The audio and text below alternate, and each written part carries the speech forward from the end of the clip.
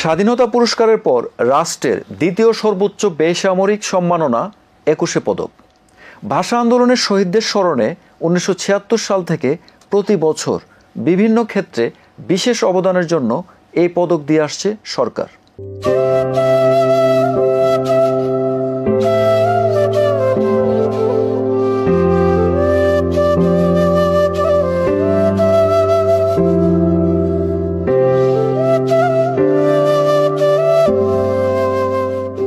বিভিন্ন ক্ষেত্রে অবদানের স্বীকৃতিতে প্রয়াত কথা সাহিত্যিক শহীদুল জহির ও বাংলাদেশ নারী ফুটবল দল এবারের ২১ পদক পেয়েছেন।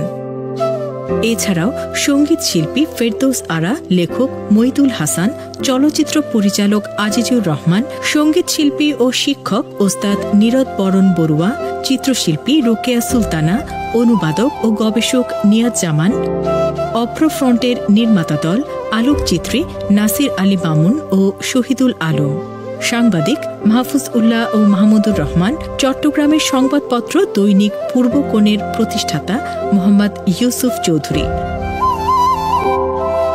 পদকপ্রাপ্তদের মধ্যে ৬ জনই মরণোত্তর সম্মাননা পেয়েছেন।